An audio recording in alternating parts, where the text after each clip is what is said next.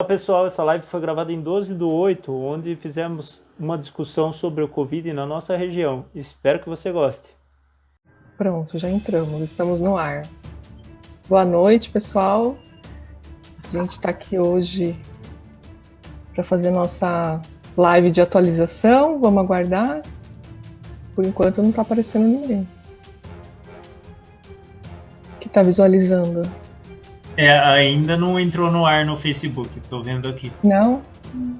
Entrou agora, acho. Acabou de entrar. Agora está aparecendo. 4 pessoas. Boa noite, pessoal. A gente vai dar um tempinho para a gente começar. Entrou agora, acho.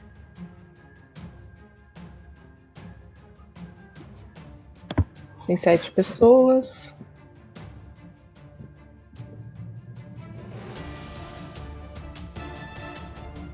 Vou compartilhar. Eu também vou compartilhar.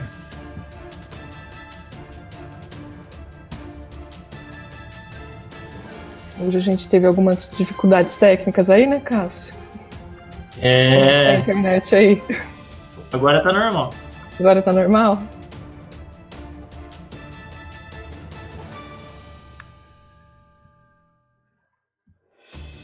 Então, gente, a gente só tá esperando um pouquinho pra gente começar, entrar um pouquinho mais de pessoas, aí a gente já começa. Vou esperar uns 2 minutos. Aproveitar e mandar um beijo pra Helena, minha filha, que tá assistindo. Pediu pra eu mandar um beijo pra ela. E a Helena é uma belezinha. Não é? Não vai demorar pra dormir, hein?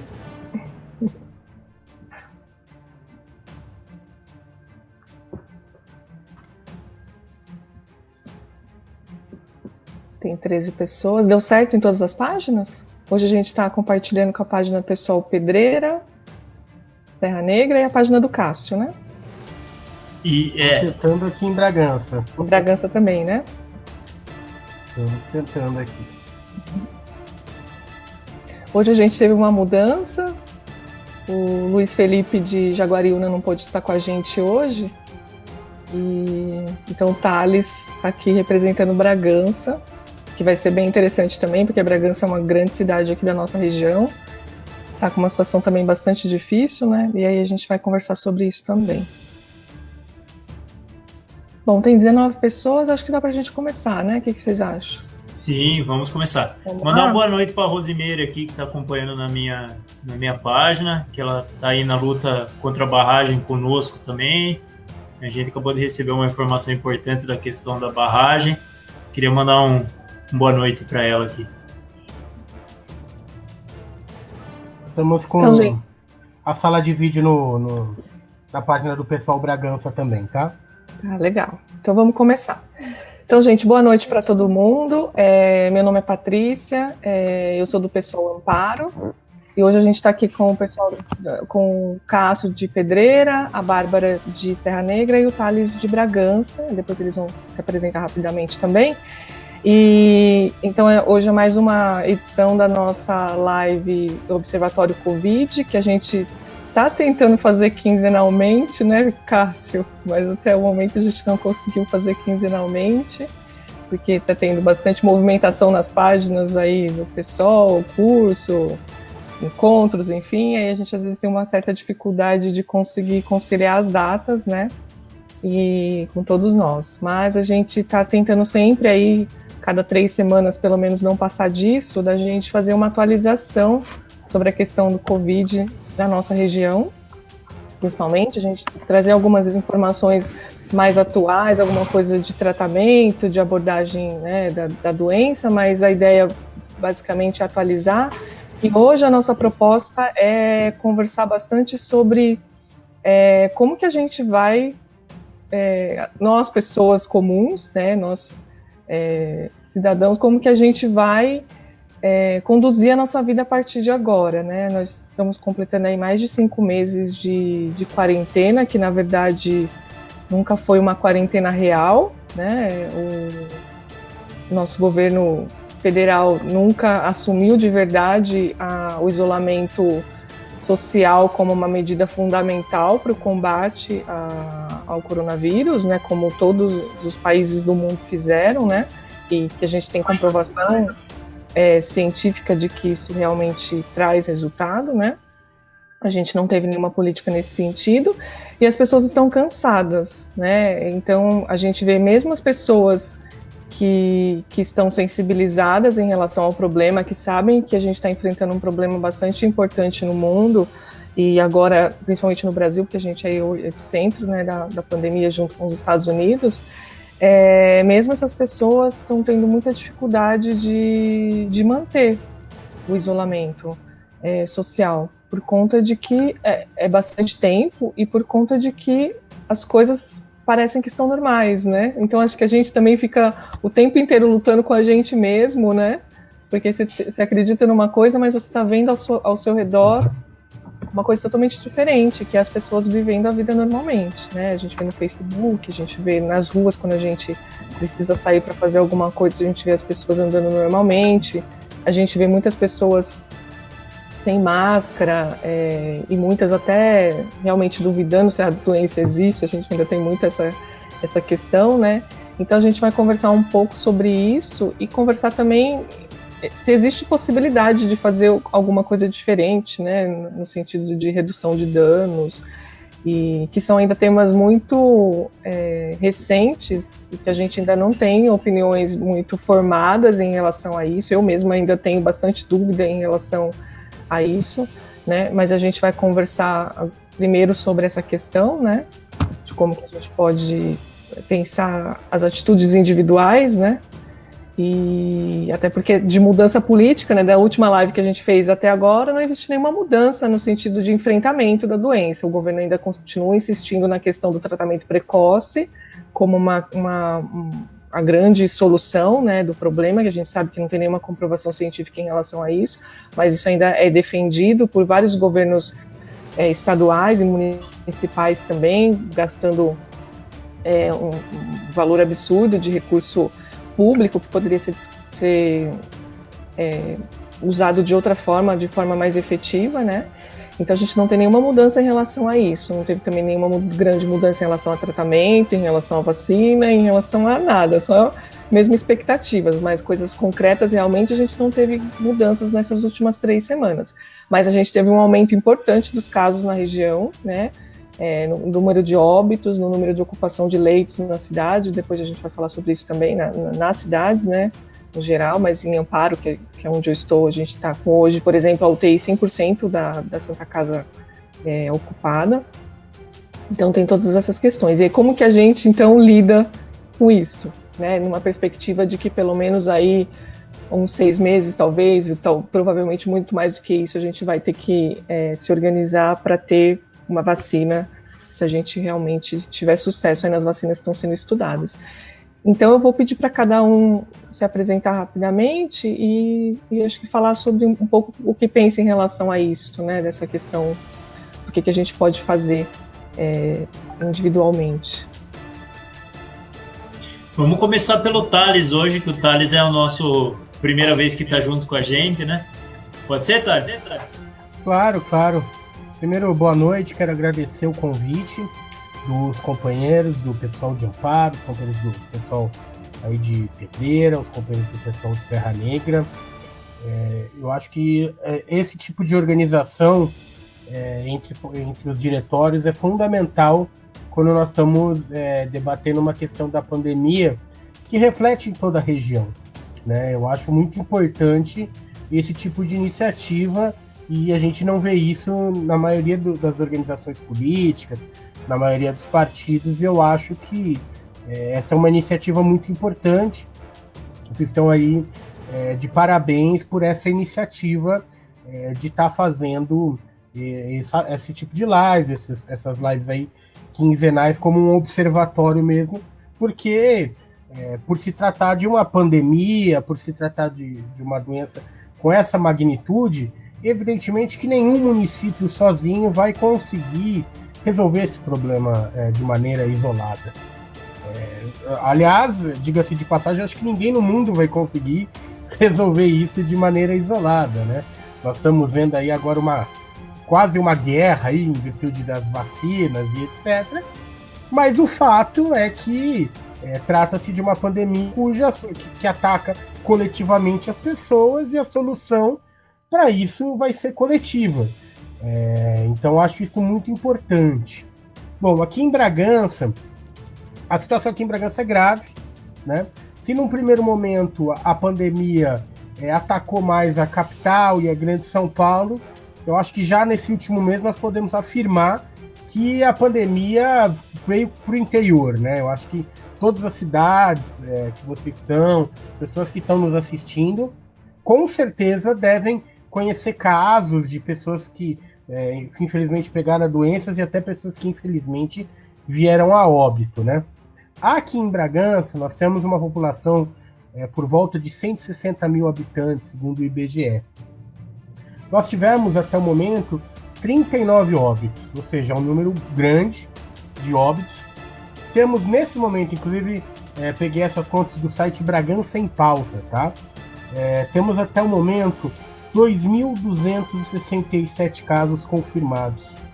E hoje as nossas UTIs aqui se encontram com 70% de lotação. Bragança, inclusive, atende 11 cidades de toda a região. Então, eu acho que o que nós estamos observando aqui, primeiro é o avanço da pandemia, né? Infelizmente, não há como a gente dizer que não é isso. Então, a gente gostaria de estar portando boas notícias, né? De que as coisas estariam mais tranquilas e tal, mas infelizmente o que nós estamos observando é isso. Aqui em Bragança, os bairros mais afetados são os bairros da periferia. Então, aqui nós temos o Enedina Cortês, Águas Claras. São bairros um pouco mais afastados do centro da cidade, mas que também estão na periferia, ou seja, a pandemia, apesar de atacar todos, nós sabemos que existe uma outra pandemia chamada capitalismo, que é quem ataca os mais vulneráveis, ataca os mais pobres.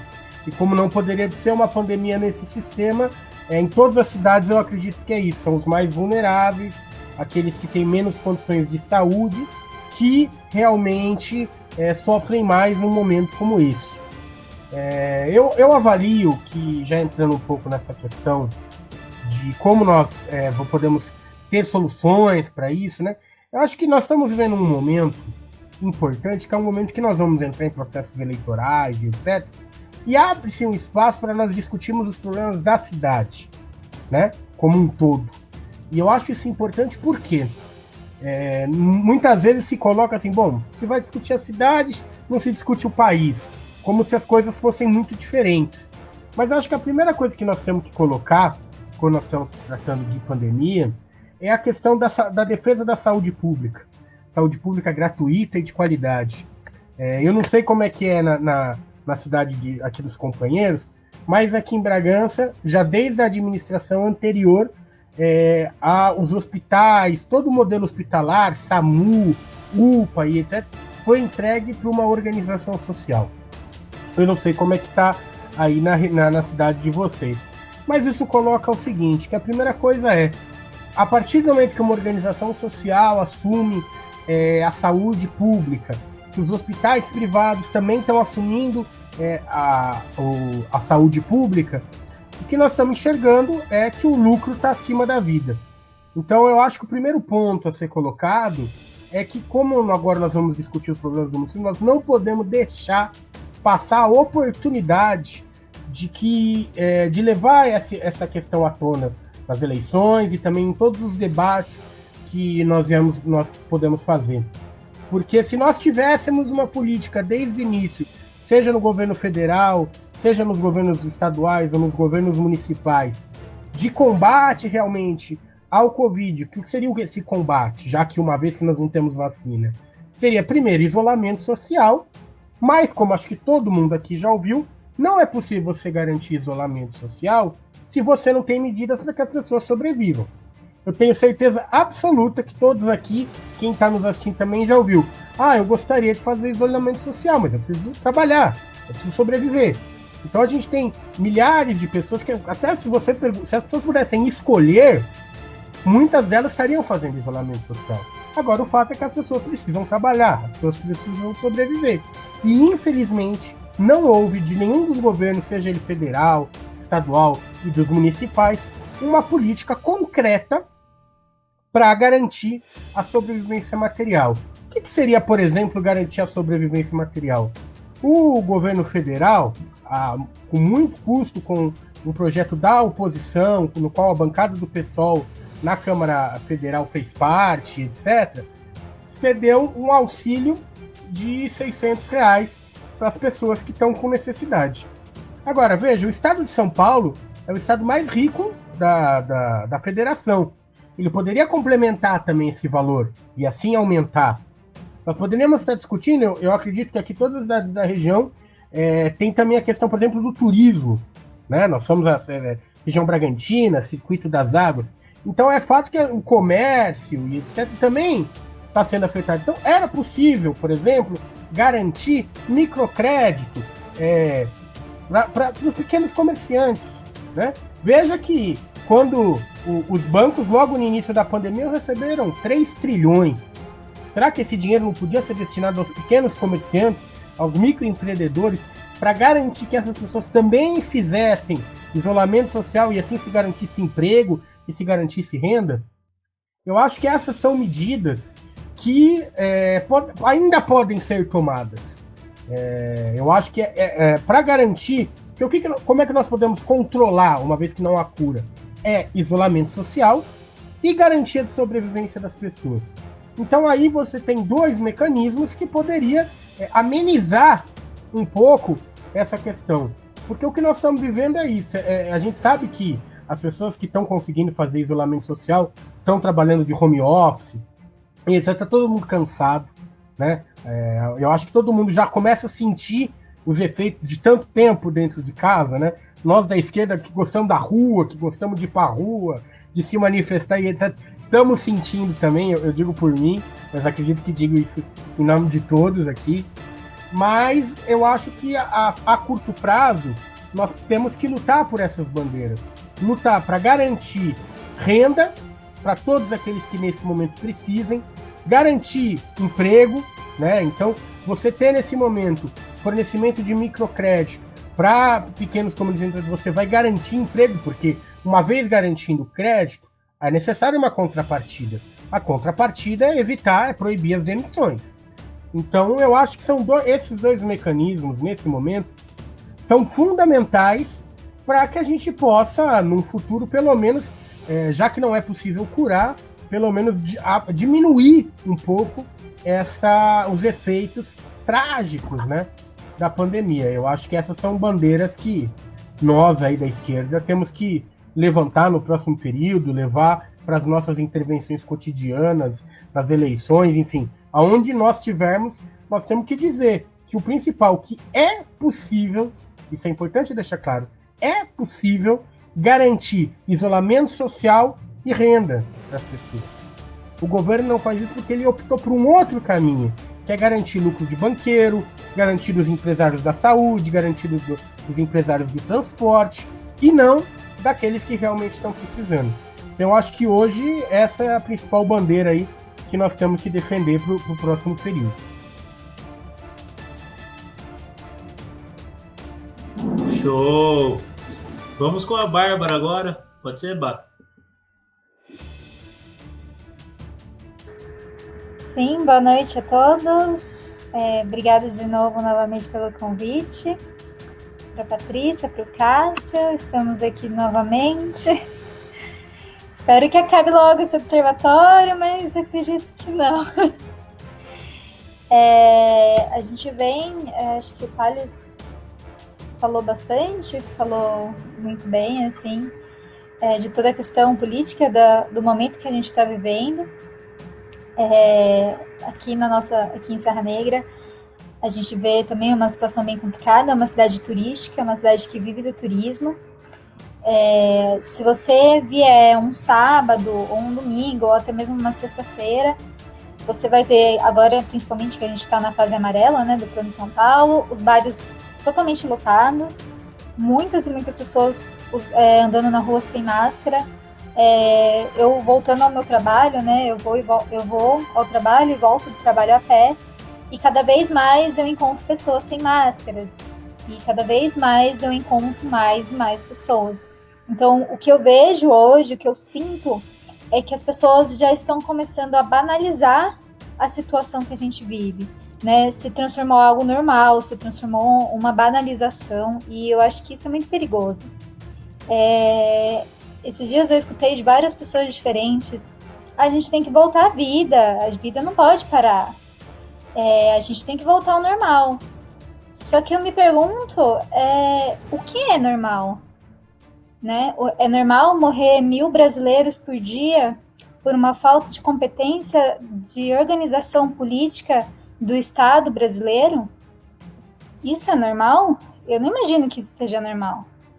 É normal a gente estar em um platô gigantesco, uma subnotificação gigantesca de testes, e cada vez mais a gente atingiu 100.000 mortes, são 100.000 famílias. Eu acho que hoje, se você conversar com qualquer pessoa, é praticamente impossível alguém que não conheça alguém que já tenha ficado com o coronavírus, ou alguém que tenha perdido um familiar por causa dessa doença. Então, cada vez isso tem entrado nas nossas vidas, nas nossas rotinas. E eu acho que é muito perigoso quando a gente começa a normalizar essas mortes, normalizar essa rotina, que aí a gente começa a banalizar. Infelizmente, no Brasil, a banalização da morte já é uma coisa muito corriqueira. A gente já vive hoje um Estado que ele assassina jovens negros nas favelas. A gente já vê hoje um Estado brasileiro que assassinou um pai de família com 80 tiros pelo Estado, pelo Exército, e a gente não viu uma única manifestação. A gente não viu uma grande manifestação. As pessoas simplesmente acostumaram a fechar os olhos para as pessoas que estão necessitadas, a fechar os olhos para tudo isso que está acontecendo ao nosso redor. E, infelizmente, com o coronavírus não é diferente. O que eu vejo hoje, e eu sinto isso, é que cada vez mais as pessoas começam a tratar isso como algo normal. Tipo, vai morrer gente mesmo. Né? O que a gente pode fazer?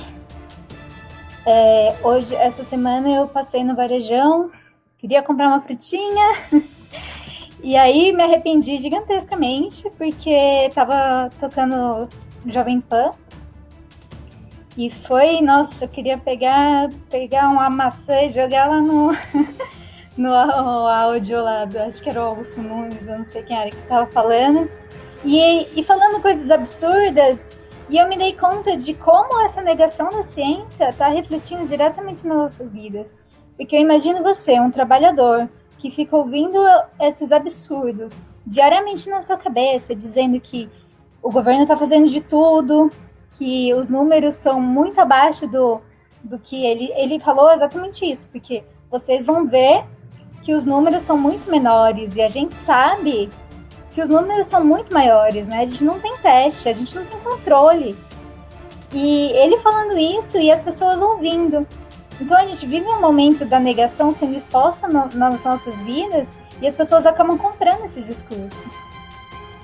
E eu acho que aí é que está o perigo. Eu acho que a gente não pode mais esperar que um governo de extrema direita, liberal, que desde sempre banalizou a morte, debochou de mortes, um governo que foi eleito já homenageando torturadores, fosse se importar com a vida dos brasileiros. Mas a gente tem que começar a parar e pensar nos brasileiros, nas pessoas ao nosso redor. Se essas pessoas também estão começando a banalizar essa situação. Infelizmente, eu acho que a gente precisa começar a tentar. Eu não sei mais como fazer isso, porque essa conscientização tá cansativa. A gente vê uma falta de preparo em todo lugar, né? O governo não faz questão nenhuma de ajudar, não dá recurso nenhum, e ainda leva o crédito por um auxílio que eles não queriam aprovar, né? Que foi uma vitória da oposição, e a gente ainda escuta das pessoas: eu tô aqui com R$600 que saiu do bolso do Bolsonaro. Não, querido. Esse dinheiro saiu porque foi uma pressão muito grande da oposição. Mas eles estão ganhando esse discurso. E, infelizmente, a conta vai ser a vida de milhares e milhares de brasileiros. Aí a gente fica a pergunta, né? Até quando? Acho que já encerrei por aqui. Lembrando que a gente já está nas centenas, né? Já passou dos milhares, já estamos nas centenas de milhares já. Bom, gente, boa noite, eu sou o Cássio, né? Estamos aqui mais uma vez, né? Eu acho que é o quarto ou quinto, até perdi a conta, mas bacana. A Paty teve essa ideia da gente manter, né? A gente fez uma live sobre a retomada e depois dessa live sobre a retomada, ela deu a ideia da gente manter essa atualização quinzenal, que a gente está tentando fazer quinzenal, mas às vezes sai de 3 em 3 semanas, mas o importante é que sai e que a gente está conversando com as pessoas, isso é o mais importante, né? O Thales levantou uma coisa muito importante, né? Porque quando a gente trata a questão para os grandes, né? Para os bancos e tal, a gente sempre trata com benefício fiscal e quase não se fala na mídia isso, né? Isso é muito escondido na mídia comercial. E a gente, através da nossa comunicação popular, tem que levar essa informação, a gente tenta levar essa informação, e quando é um auxílio para as pessoas, que na verdade nem deveria ser auxílio, deveria ser básico isso para as pessoas, é tratado como se fosse uma ajuda do governo, que vai deixar o governo pobre, que vai deixar sem dinheiro, que não vai ter dinheiro para investir em mais nada e tal. Então, esse tratamento que é dado para as pessoas é um tratamento horrível, né? E é vendido isso para as pessoas, e as pessoas acreditam, elas falam assim, eu não preciso de dinheiro do governo. A questão não é essa, meu filho, todo mundo quer trabalhar, mas não pode, entendeu? Eu acho que a questão maior é essa. E as pessoas estão muito na defensiva, né? Eu vejo isso, porque a gente acabou de entrar na fase amarela e tem um restaurante aqui em Pedreira, super famoso, né? O dono do restaurante viu eu fazer uma postagem nos stories dessa semana, né? Que eu comparei dia 10/7 com dia 10/8. E no dia 10/8 a gente chegou a 42 casos confirmados no mesmo dia. Nunca tinha acontecido isso em Pedreira. O máximo de casos confirmados no mesmo dia foi de 16. Foi quase 3 vezes mais. A gente ficou com 25 casos ativos no mesmo dia. Nunca tinha acontecido isso em Pedreira. Ou seja, entramos na fase amarela, mas no pior momento da pandemia na cidade. Então não tem lógica, não tem sentido nenhum. E o que as pessoas não entendem, esse foi o grande problema dessa falta de coordenação entre os poderes, entre as esferas do nível federal, do nível estadual e do nível municipal. Não teve essa coordenação, a gente está nesse platô gigantesco, que até na outra live a gente mostrou que estava 41 dias, agora a gente já está a mais de 60 nesse platô gigantesco que não termina nunca. A gente vê que os outros países teve uma curva ascendente, já caiu, já achatou, esmagou a curva. Aqui, a curva está lá, continua no mesmo platô e não para. Então, extremamente importante isso, que as pessoas precisam entender que a função do governo é essa. A função do governo é propiciar bem-estar social para as pessoas. O governo não existe se não for para esse fim. É esse o fim do governo. O fim do governo é fazer as pessoas terem uma vida digna, uma vida boa, né? E eu acho que eu já queria jogar uma problematização aqui, que esse foi o intuito dessa live. Até a gente nem vai trazer tantos dados como a gente trouxe nas outras, né? E a gente vai falar um pouco dessa questão, que é o que a gente está vivendo agora. A gente está há 5 meses nesse loop infinito, que não acaba nunca, essa quarentena. A gente não aguenta mais, quem está fazendo a quarentena não aguenta mais ficar em casa, não aguenta mais saudade das pessoas, e tá tudo normalizado. A pessoa pensa, eu não peguei até agora, então não deve existir, ou não vou pegar mais, e enfim... se tiver que pegar, pegou, é igual uma chuva, né? Tá aí para se molhar. E a pessoa começa a desacreditar. Ela já não sabe mais o que ela pensa, ela já não sabe mais o que faz. A gente mesmo fica confuso às vezes. Será que a gente está sendo muito, muito exagerado? Será que isso é coisa da nossa cabeça? Se a gente tomar cuidado, dá para fazer as coisas e tal? Então a gente começa a pensar, a gente começa a conjecturar e a cabeça da gente fica a mil. A gente não sabe mais o que fazer, porque a gente não aguenta mais olhar para a parede. Eu tô desabafando mesmo, porque é a situação que está acontecendo comigo. Eu não aguento mais ficar em casa olhando para a parede. Graças a Deus eu tenho a Ellen aqui comigo, que assim, é uma companheirona. Mas tem hora que ela também não aguenta mais olhar para minha cara, entendeu? Então assim, tá todo mundo nessa situação, nesse loop infinito que não acaba. E tá duro, tá pesado, tá triste, tá ruim, é muito alto e baixo, mais baixo do que alto. É assim, eu tô numa situação que eu tô desempregado, eu fiquei desempregado por conta da pandemia, e aí você começa a pensar, pô, mas assim, eu dou graças a Deus que eu tô desempregado, porque eu tenho uma reserva, não preciso estar trabalhando, não preciso estar na rua, mas por outro lado você pensa, quando eu vou poder trabalhar com segurança? Será que eu vou poder trabalhar com segurança? Procura emprego ou não procura emprego? Você não sabe o que você faz. Você está numa situação que você não sabe o que fazer, não sabe para qual caminho seguir. Então, a minha fala inicial, eu já queria jogar essa problematização para saber como vocês estão se sentindo, e eu acho que é uma boa para a gente conversar com todo mundo aqui, para ver como as pessoas estão se sentindo, né? Porque tá difícil para todo mundo, ninguém sabe mais o que fazer, né? E a gente está numa situação que aqui em Pedreira, por exemplo, os quatro óbitos foram de pessoas de maior idade, lá a partir dos 60 anos e tal, mas a gente já teve várias pessoas internadas em UTI com idades menores, né? E eu tenho um amigo meu agora que está numa situação crítica na UTI em Amparo. Estamos numa corrente aqui, todo mundo de energia positiva, de oração em quem acredita nas religiões, para ele. E ele está numa situação crítica. A gente está muito preocupado com ele. A gente não sabe, ele é mais novo que eu. Ele tem menos de 30 anos. Então, assim, não são só as pessoas de idade, né? É isso também. E agora está cada vez, como está aumentando os casos aqui nas nossas cidades, na nossa região, está cada vez mais perto da gente. E está cada vez mais difícil aguentar essa quarentena. Então é isso.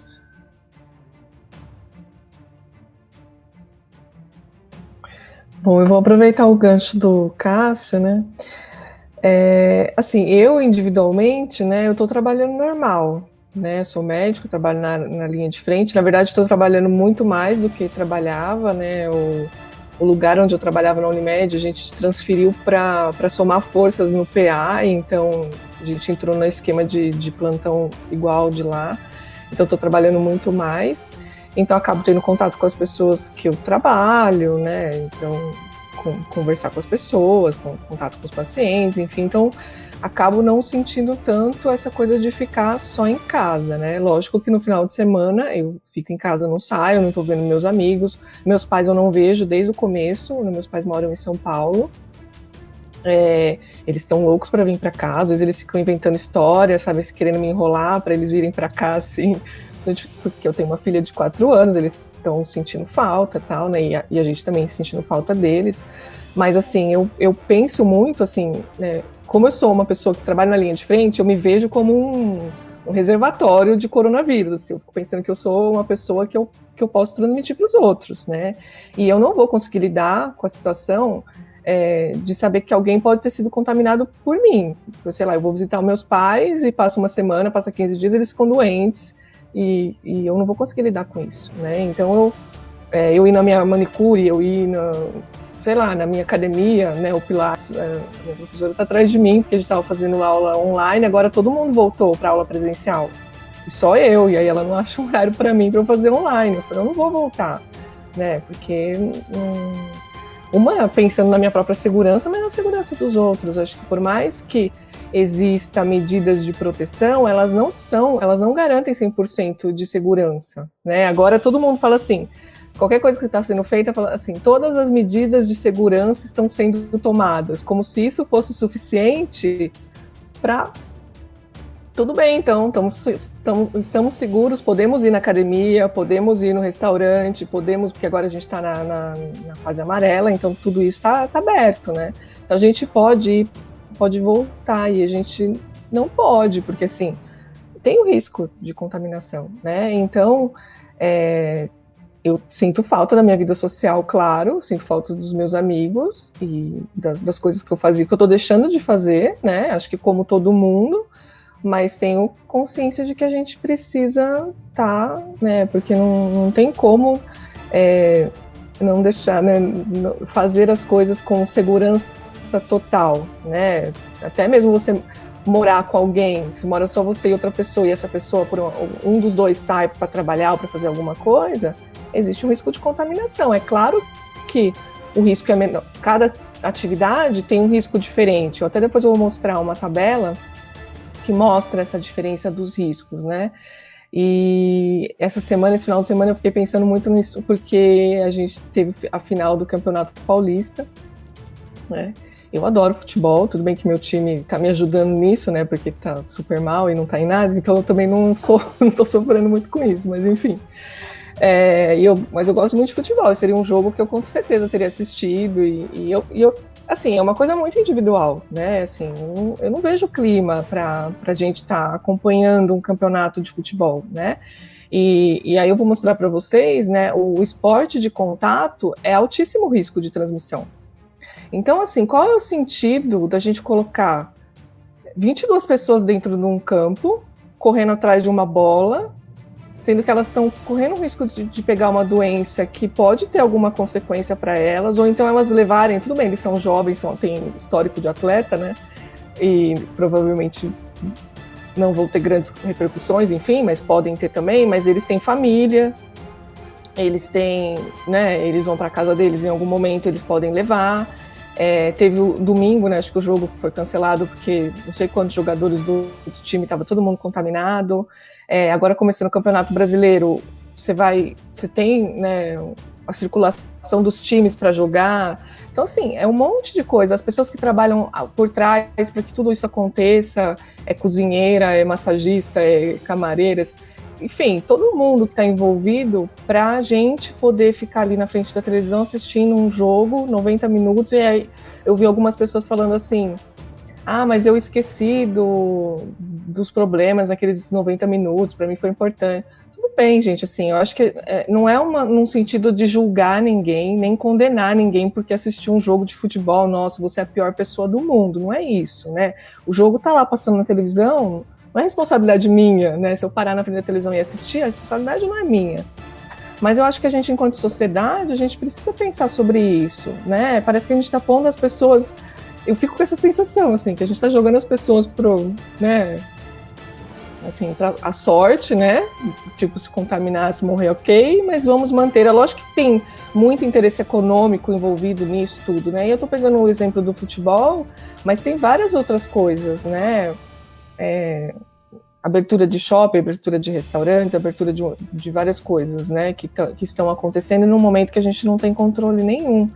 E isso que está me incomodando muito, né, e que eu até quis trazer na live para a gente conversar, é porque as coisas estão sendo colocadas muito individualmente. Como a gente não tem nenhuma direção de quem deveria tomar as decisões por nós, nos proteger, como o Thales falou muito bem, né, que a gente precisa ter políticas públicas que garantissem que a gente pudesse ficar em casa em segurança, como, por exemplo, a Argentina está fazendo, e tem muito menos casos que a gente, né, e tem vários exemplos no mundo de que é possível fazer, e aqui a gente não tem, e aí fica na decisão das pessoas. Então, se eu saio, se eu vou visitar minha família, né, e a gente vê todos os comentários lá no Facebook, as pessoas não usam máscara, as pessoas estão fazendo reuniãozinha, mas assim, quase todo mundo que eu vejo, né, no meu Facebook, por exemplo, pessoas que sabem do problema, muitas vezes eu vejo as pessoas lá, foto, foi visitar a família não sei aonde, né, então, porque tá muito difícil, acho que tá para todo mundo, né, eu às vezes me vejo em situações que eu falo, nossa, será que eu deveria ter feito isso ou não,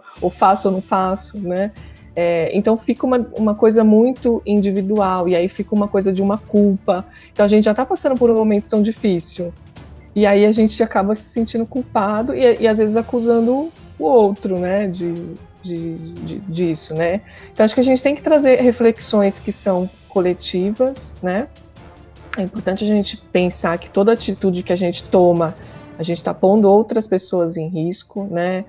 E até uma amiga hoje fez uma postagem também que eu compartilhei, que também eu vi que estava causando bastante polêmica na página dela, que acho que teve algum caso de uma manicure, de uma mulher que foi na manicure sabendo que tinha Covid, alguma coisa assim, né? Eu não acompanhei, mas eu vi ela postou sobre isso, e ela falou assim, você que está assintomático e também vai na manicure, você não é muito diferente dessa pessoa que foi, tudo bem que tem se eu sei e vou, é pior, né, porque eu tô assumindo o risco, né, mas se eu tô assintomático e vou, porque eu também posso estar com vírus, e eu também posso estar transmitindo para outra pessoa, né, e tudo isso é muito difícil, né? E saber realmente o que é certo fazer, né? Como que a gente lida com todas essas informações de forma individual na minha vida, né? Porque eu também fiquei pensando assim, né? As pessoas passaram por momentos de guerra, a gente não passou, né? Sei lá, se a gente for pensar a Segunda Guerra Mundial, quanto tempo durou, né? 5, 6 anos, e as pessoas por muito tempo ficaram dentro de casa sem sair, né? Esses mais de ano, né? Porque tinha um risco enfim, né, de toda a violência e tal. E a gente não consegue ficar 5 meses dentro de casa, né? A gente não consegue ficar 1 ano dentro de casa por conta disso, mas porque a gente olha pro redor e é como se tudo tivesse normal, né? Tá tendo jogo de futebol, tá tendo... o shopping tá aberto, tudo, então parece que tá tudo normal, né? Então acho que é legal a gente realmente conversar sobre isso e ver como que as pessoas também estão se sentindo, né? Falei muito. Paty, tem uma pergunta aqui para você, eu acho que da Cíntia. Se quiser colocar lá na tela.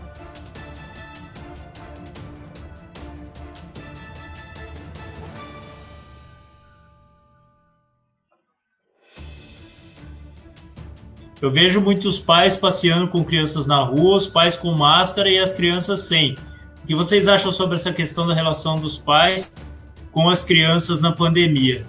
Gente, é um absurdo isso. Eu vejo direto aqui também. Os dias que eu precisei sair aqui na cidade, é um absurdo. Eu acho um absurdo isso, porque tá colocando a criança em risco, né? Eu acho bem grave. E a Paty, que tem o aspecto médico aí, o que você pode falar para a gente, Paty, sobre essa questão? Crianças menores de 2 anos não podem usar a máscara, né? Porque existe esse risco de sufocar. Então, se você for pensar, o ideal é você não sair de casa com uma criança de 2 anos, né? Menos de 2 anos, porque de alguma forma ela pode se contaminar. Eu tenho visto também, às vezes eu passo, a minha filha tá ficando em casa só, né? Então, às vezes de domingo ou final de semana eu saio de carro com ela para dar uma volta na rua, para ela ver o movimento, enfim. E aí passo na praça e vejo as crianças brincando. Para mim, aqueles brinquedos da praça, assim, uma que já normalmente você já fica meio assim, né? Porque ninguém limpa aquilo, né? Quem que vai limpar um brinquedo da praça? Ninguém, né? Então já é aquela coisa, areia, né? Então, mas a gente lida com isso nas condições normais de vida, né? As crianças entram em contato com sujeira. Mas se pensar na questão da pandemia, né, nessa situação que a gente está vivendo, é impensável a gente levar crianças em playground, assim, né? Porque a criança não controla, né? Ela põe a mão ali, daqui a pouco ela tá com a mão no olho, ela tá com a mão na boca, ela lambe o ferro do brinquedo, enfim, né? Todas as coisas que a gente sabe que acontecem. Então, é impensável. Eu acho que se você mora num lugar mais tranquilo, que não tem muita circulação de pessoas, você sair na rua, dar uma volta, é uma coisa, né, que dá para fazer, né, que eu acho que não dá para ficar, hoje acho que não dá mais pra gente falar assim, você tem que ficar preso dentro de casa o tempo inteiro, né, então se é num lugar aberto, quanto mais aberto, mais arejado, mais distante de outras pessoas, dá para fazer, mas se você vai ter um contato, vai pegar em algum lugar, tem esse risco, aí de jeito nenhum, né. E no supermercado com criança, assim, não tem necessidade, né, gente? Porque às vezes eu ouço as pessoas falarem assim, mas eu não tenho com quem deixar. Se você souber que no supermercado tem um vírus mortal ali, você não vai levar seu filho, você vai dar um jeito de deixar ele com alguém, você vai dar um jeito, né? Se você souber que é certa o risco para a criança, você não vai levar. Então, eu acho que dá para pensar assim, que são coisas que não dá, né? É impensável a gente levar crianças em determinadas situações. Muita gente fala assim, a criança não tem muita doença grave, geralmente, né? Mais crianças que têm alguma imunodeficiência, né? Mas podem ter que ficar internadas, né? Às vezes não vão evoluir para óbito, mas podem ficar internados por muito tempo, podem ter sequelas, tem casos raros de sequelas graves, né, em crianças que podem acontecer e elas transmitem para as outras pessoas. Acho que isso também que a gente tem que pensar.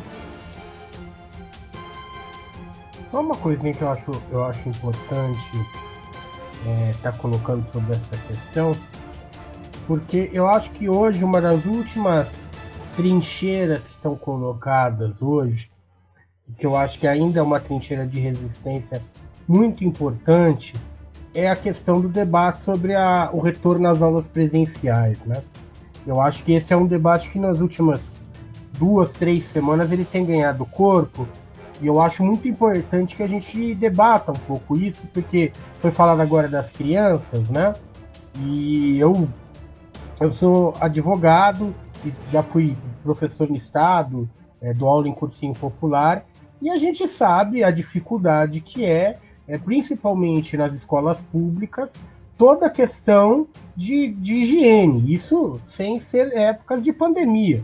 Então nós estamos falando que assim, sabonete, mesmo papel higiênico foram em muitas escolas, em muitos lugares, sempre foi artigo de luxo. Então vocês imaginam agora que nós vamos precisar de máscaras, que nós vamos precisar de aquelas vedações, né? Fora litros e litros de álcool em gel e etc. Então eu acho que uma das coisas a serem colocadas nesse momento é a completa impossibilidade do retorno às aulas. Inclusive, em todo mundo, e mesmo aqui no Brasil, os poucos lugares que retornaram, os números deixam claro de que a Covid se espalhou, levando inclusive crianças a óbitos e etc. Então vejam que eu acho fundamental, nesse momento, a nossa solidariedade com relação a todos os trabalhadores da educação, né, que nesse momento estão resistindo a esse ataque dos governos. Então a gente vê, por exemplo, no Rio de Janeiro, os professores do Rio de Janeiro estão em greve, dizendo que não vão retornar. Em São Paulo já há um movimento de sindicatos, de professores, justamente dizendo que se mandar voltar, vai parar, né?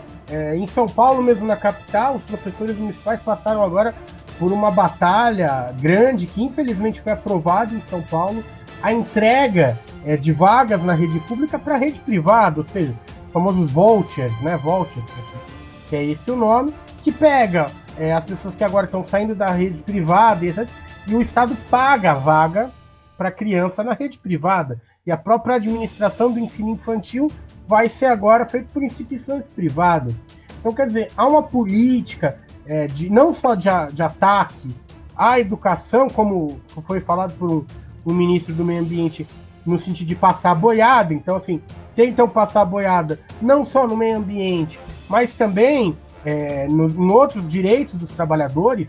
Um deles é essa questão da educação, mas agora uma pressão por parte dos governos, dos donos das escolas particulares e etc., para que se retorne à aula presencialmente. Retornando às aulas presencialmente, nós vamos ter uma situação ainda pior do que nós estamos vivendo. Então, eu acho que, nesse momento, é fundamental que se debata, se caso ser necessário, uma greve nacional dos trabalhadores da educação pública e privada do país. É possível que isso, inclusive, incentive outras categorias, né? Nós tivemos, no começo de junho, agora os breques dos apps, que também fizeram paralisações, as próprias torcidas organizadas. Então, quer dizer, o que nós temos que levantar nesse momento? A unidade de todos esses setores para, primeiro, mudar essa política toda que está havendo, né? Toda essa política exatamente como o Miranda disse, não ao retorno das aulas enquanto não houver vacina. Agora, primeiro para derrotar toda essa política econômica, privatista, neoliberal, né? Segundo, porque é o momento de acumular força, porque como a Bárbara colocou, não é possível que a gente continue com esse governo fascista que nós estamos vivendo hoje no país. Então nós necessitamos hoje de que as forças políticas de esquerda, sindicatos, etc., façam uma verdadeira frente única para derrubar o governo, para derrotar Bolsonaro. Então, nesse momento, nós temos que defender a unidade dos trabalhadores de educação, dos trabalhadores de aplicativo, de todos os setores que nesse momento estão sendo atacados. A vida dessas pessoas estão sendo atacadas. Então, eu acho isso muito importante. E só para contribuir com o que o Cássio e a Patrícia falaram, vou falar uma coisa que pessoalmente sempre me ajuda muito. nós estamos vivendo uma situação muito difícil, né? Em todos os aspectos. Acho que a pandemia veio piorar aquilo que já estava péssimo, né? Mas eu sempre uso como exemplo que houveram situações no mundo, na história, muito piores. E se hoje a gente consegue debater essas questões, se a gente tem o projeto de uma outra sociedade, de um outro sistema, é porque camaradas nossos não se abateram em situações muito piores, inclusive de fome, de miséria, de doenças, e se dedicaram a estudar os problemas, a construir alternativa, e não uma alternativa apenas eleitoral, mas uma alternativa de mundo, né? Então eu acho que isso realmente tem que ser um dos nossos fontes de inspiração, além, é claro, das pessoas que tombaram nessa luta, né? Então a gente sempre usa o exemplo da Marielle. Eu acho que todas as vezes que a gente... Porque eu acho que tem momentos que realmente cada um aqui, todos que devem estar nos assistindo, em vários momentos deve titubear, né? Deve falar, pô, será que vale a pena? Eu aqui me desgastando, né? Quem nunca brigou no grupo do Zap da família? Ou brigou com alguém, né? Acho que todo mundo aqui já passou alguma raiva e se pergunta, vale a pena? Será que não é melhor eu tocar a minha vida e etc? Olha, camaradas, eu acho que nessa hora nós temos que lembrar justamente disso. De exemplos de pessoas, de Marx e etc. Sem aqui teorizar, mas do ponto de vista de que em situações bem piores se dedicaram a mudar a sociedade. E além disso, nos nossos mártires, né? Aqueles que tombaram na luta. Então nós não temos o direito, eu falo dessa maneira, nós não temos o direito de desistir. Isso é por eles e por nós e pelas futuras gerações. Eu acho que isso é o que faz com que a gente, mesmo nessa conjuntura toda, e aquele momento que dá vontade de jogar a toalha, que eu tenho certeza que todo mundo aqui já passou por isso e fala, não, pera, respira um minutinho, lembra dos nossos camaradas e seguimos em frente aí na luta.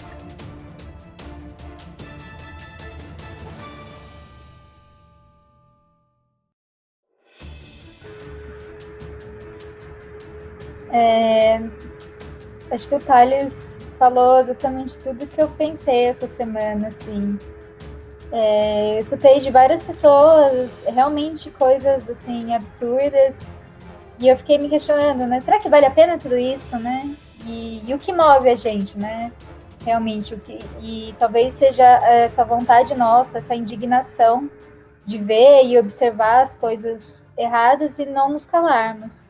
Eu acho que enquanto houver pessoas que não se deixam abater, que tem sede de mudança, né, o mundo ainda é um lugar bom para se viver. Eu acho que a gente vive um momento muito complicado, que não só cuidar da saúde mental é essencial agora, né, cuidar de nós mesmos, mas eu vejo... o que mais me preocupa é essa negação da ciência que a gente vive, né? E isso não está atrelado só ao Brasil, né? Inclusive, essa semana teve protestos no Japão, né? Contra o uso de máscaras. Então, você imagina um absurdo que é um país asiático que já tem esse super costume e tem essa negação da ciência. Fizeram diversos estudos, inclusive, né? Que as pessoas disseram que não iam tomar vacina, né? Se eu não me engano, 1/3 dos americanos disseram que não se vacinariam. Então, isso corre um risco muito grande disso nunca acabar, né? Porque essa é uma pandemia que a gente está vivendo agora e a gente sabe que para a vacina, por exemplo, dar certo, a gente precisa de um número mínimo, se eu não me engano, de 65% da população vacinada. Então, e a gente vê cada vez mais esse movimento de negação da ciência, esse movimento de negação da verdade, essa era da pós-verdade, em que você tá certo porque você acha que tá certo. E, infelizmente, isso que acontece. Eu acho que até o que o Thales falou sobre o retorno às aulas, eu acho que é um absurdo isso. Esses dias eu vi um comentário no Facebook, sorte que a pessoa não tava do meu lado, né? Ela disse assim, ó, exatamente, decorei. Que hipocrisia! Onde já se viu? Tem que voltar às aulas. Meus filhos estão brincando normalmente no parquinho. Por que eu não vou mandar eles para as aulas? E aí eu pensei, né, hipocrisia é você não saber qual é a realidade das escolas do Brasil, né? O Thales disse muito bem, quem já estudou em escola pública sabe muito bem que às vezes falta papel higiênico, falta sabão para lavar a mão, entendeu? Os professores tiram dinheiro do bolso deles para comprar cartolina, entendeu? Falta giz de lousa. Como é que você vai segurar uma criança e dar essa segurança não só para as crianças, mas para todos os funcionários que vivem lá, né? Que tiram o seu sustento de lá? É um risco muito grande. A criança se contaminar, levar esse vírus para casa, para os familiares. A realidade brasileira não é uma pessoa morando em cada casa, né? A gente sabe que as crianças muitas vezes vivem com os avós, com diversos parentes, com pai, mãe, avô, tio. Então, assim, a gente está querendo expor a um risco gigantesco e que em nenhum lugar do mundo isso está dando certo, né? Até peguei aqui um número, os Estados Unidos reabriu e só no estado de Mississippi 22 escolas tiveram que fechar porque teve um surto. Então, assim, não é um problema só aqui, é um problema geral. A gente está vivendo uma pandemia. Acho que as pessoas precisam entender que isso é uma pandemia, é um problema global. Enfim, e a nossa realidade, infelizmente, é essa. Como que a gente vai colocar crianças na escola? Que a gente sabe como é criança. Eu trabalhei 10 anos com criança, 10 anos em recreação em hotel.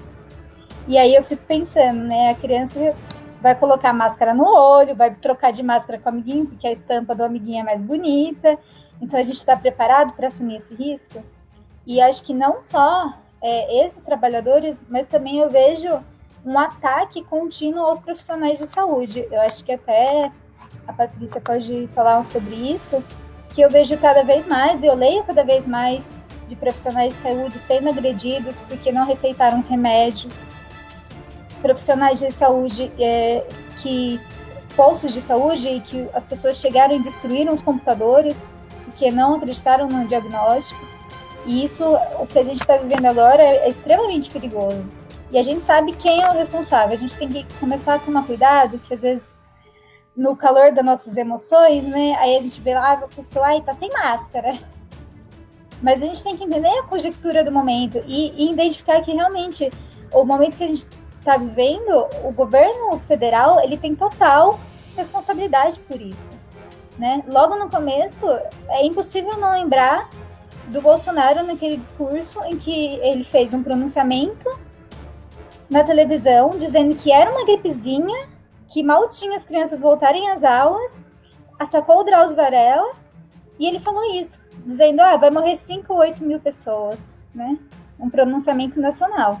E aí agora morreram 100 mil pessoas, e ele não teve sequer a capacidade de fazer uma nota de pêsames.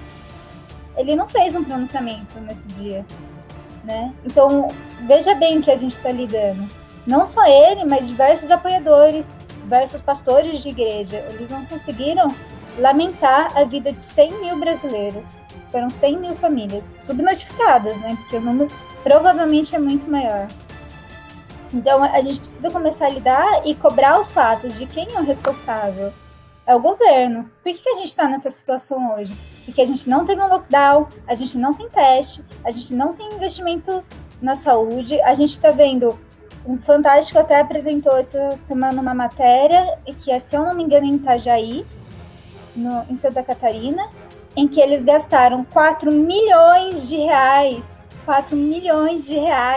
de dinheiro público para comprar kit Covid, que não tem eficácia científica nenhuma, né? E enquanto o governo torra o dinheiro com remédios que não têm comprovação científica, faltam remédios que ajudariam os pacientes a serem entupados. Não foi gasto, inclusive foi usado apenas 30% do orçamento para conter a pandemia. Então a gente precisa começar a querer cobrar de quem realmente é o culpado de toda essa situação que a gente vive hoje. Que é essa situação em que o governo, ele fala que coloca as pessoas numa situação que a gente acha que se a gente sair de casa, a gente vai morrer de fome, ou a gente vai morrer de Covid, a gente não sabe mais quem acredita, e a gente fica totalmente descoordenado. Então, se a gente tivesse tido, desde o começo, um posicionamento do governo, e alinhando, e explicando, né, a gente vive falando da Nova Zelândia, todos os dias a presidente da República de lá, ela faz um pronunciamento diário, falando das mortes, dando orientação. Qual é a orientação que a gente tem do governo federal? A gente não tem nem ministro da saúde. Então, como é que a gente vai achar normal essa situação que a gente está vivendo? Olha, estou até revoltada aqui. Se a gente não tem um ministro da saúde na maior pandemia do século, como que vocês querem que a gente consiga achar isso normal? Não é normal. Então, a gente tem que começar a olhar e querer essa mudança. E eu acho que a gente que é de esquerda, a gente tem que começar a se movimentar. Eu concordo com o Thales, a gente precisa dessa unidade.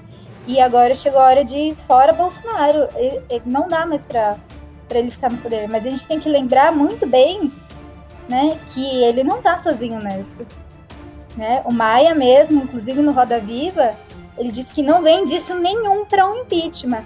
E aí eu me pergunto, o que é preciso para o impeachment? Se uma pessoa contaminada comete um crime de saúde pública, tirando a máscara, correndo risco de infectar outras pessoas, não é um crime? O que é?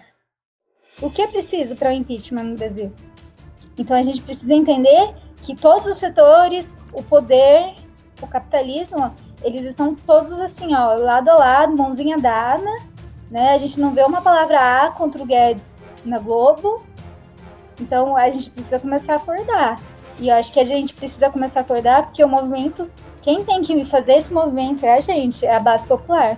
Porque é a gente que vai morrer. Essa pandemia tem vários lados. Quem tá no iate e quem tá no barquinho. Infelizmente, quem tá no barquinho é quem vai pagar o pato. E é essas pessoas que a gente precisa... É a gente que precisa se levantar e dizer chega. Porque não dá mais. Não dá mais pra gente ver pessoas brasileiras e famílias sendo destruídas.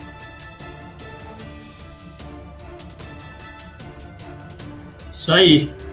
Eu queria voltar numa coisa que o Thales falou lá no começo e a Bárbara comentou agora também, que é a questão dessa unidade nossa, né? Que é legal aqui, ó, a gente tem a Paty, Amparo, o Thales Bragança, a Bárbara Serra Negra e eu aqui de Pedreira. Essa unidade que a gente tá vendo aqui, a gente conversa entre a gente realmente existe uma unidade de luta junto, né?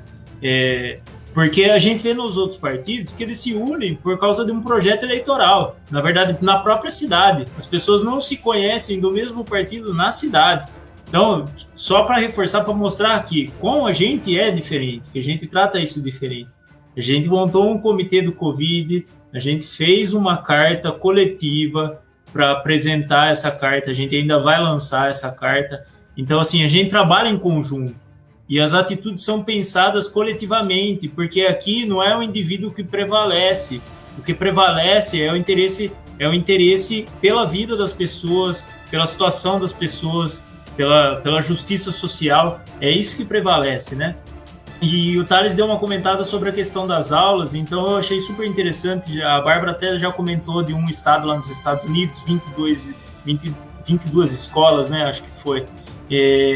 A gente tem um número lá dos Estados Unidos que esse número me assustou demais. Em 2 semanas de volta às aulas, 97 mil crianças com caso positivo de Covid. Então me assustou pra caramba esse número. E a gente multiplica, e teve um estudo numa universidade espanhola que falou que cada criança teria contato com mais 8 pessoas.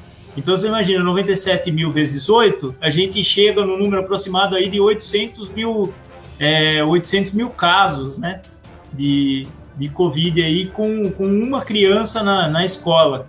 Então olha a situação que a gente ficaria com a volta às aulas. E já aproveitando para a gente fazer uma propaganda sobre o PSOL, a bancada ativista lançou um projeto de lei para o cancelamento do ano letivo. Então esse projeto tem algumas vertentes, né? Primeira, cancelar a volta às aulas, né? Não volta às aulas, e começar em 2021 só depois de vacina do começo de novo. Porque esse ano foi uma confusão, né? Não que a gente vai jogar fora o que aconteceu. Importante o que aconteceu nas escolas, o ensino remoto, que às vezes não teve acesso, mas assim, a qualidade do ensino caiu muito, porque quando você faz um ensino remoto, ainda mais para quem não tem condição de acompanhar esse ensino remoto, que não tem o equipamento para acompanhar, complica muito. E quem tem o equipamento para acompanhar, você mantém o ensino. É basicamente isso que acontece. Você não consegue fazer uma progressão de ensino. Você não consegue fazer isso. Então, assim, a ideia do projeto de lei é exatamente esse. Cancela esse ano letivo e começa do zero a partir do ano que vem, a hora que voltar. Então, essa lei também tem a questão da rede de apoio, né, que também até fala que atividades didático-pedagógicas online não obrigatórias entre professores e estudantes, sem valer notas ou presenças, mas sim criando e preservando a relação entre a comunidade escolar. A outra questão também da segurança alimentar, porque a gente sabe que muitas das crianças iam para a escola principalmente para se alimentar, gente. E as pessoas não tinham comida em casa. E imagina agora, estando em casa, sem ter a escola, como que mantém a segurança alimentar, né? Então, é outra coisa. E o próximo, outra defesa também é a questão dos salários e direitos dos professores, dos trabalhadores da escola, que é extremamente importante manter isso. Então, o pessoal tem trabalhado o tempo inteiro para garantir essa segurança para as pessoas, né? É importante a gente destacar isso, porque isso é realmente muito importante, né? E essa volta às aulas é uma coisa totalmente fora do contexto, né? Que não tem uma situação que a gente possa admitir uma coisa dessa sem vacina. Uma outra condição também, isso a Paty comentou, sobre a questão, mantendo as medidas de segurança. Parece que o álcool gel é mágico, né? Parece que você vai tomar um banho de álcool gel, você está protegido do Covid. A máscara também é mágica. Então, assim, não é isso, né, gente? Não existe mágica. Então, a gente precisa entender isso. E até teve um comentário aqui da Ellen, né, sobre que Pedreira estava um caos. Gente do céu, eu vi uma foto da comemoração eu sou palmeirense, eu vou ser sincero, na hora do jogo, eu assisti o jogo, eu tô incomodado com a volta do futebol, principalmente por causa de gastar um monte de teste com um jogador de futebol, o que é um absurdo, e as pessoas morrendo. Essa é a pior da situação para mim com a volta do futebol. Essa é a pior. Mas eu tava assim, em casa, tal, não tava ligando muito pro futebol, mas na hora do jogo eu coloquei no jogo, assisti, comemorei o gol do Palmeiras, comemorei o título, dei uma gritada aqui a hora que foi campeão e tal, mas depois eu parei para pensar, falei, gente, eu não sei mais o que eu tô sentindo, porque hoje foi o dia que a gente chegou nas 100 mil mortes, eu tô em luto por causa disso. Eu não sei o que eu tô sentindo, de verdade. Eu não tô feliz porque o Palmeiras ganhou. Eu nem queria que o Palmeiras estivesse jogando, na verdade. Mas, enfim, na hora eu acabei esquecendo um pouco de tudo. Foi bom para limpar a minha mente, porque tá difícil, né? Como a gente tava comentando. Mas o absurdo foi o tanto de gente comemorando em frente ao bar em que os palmeirenses se encontram para assistir as finais de jogos. Um absurdo. A gente tá na pior situação de Pedreira e acontece isso. E no domingo à noite abriu um bar aqui na cidade, que é um bar conhecido da cidade, que de sexta-feira superlota, de domingo superlota sempre, e eles não respeitaram os 40%, com toda certeza absoluta, e todo mundo levando uma vida normal, tomando cerveja lá sem máscara, e o bar superlotado. Não tem lógica, não tem sentido nenhum. Eu falei, gente, se a gente tá na pior situação agora, imagina daqui 15 dias. Daqui 15 dias em Pedreira vai ser uma situação terrível, horrível.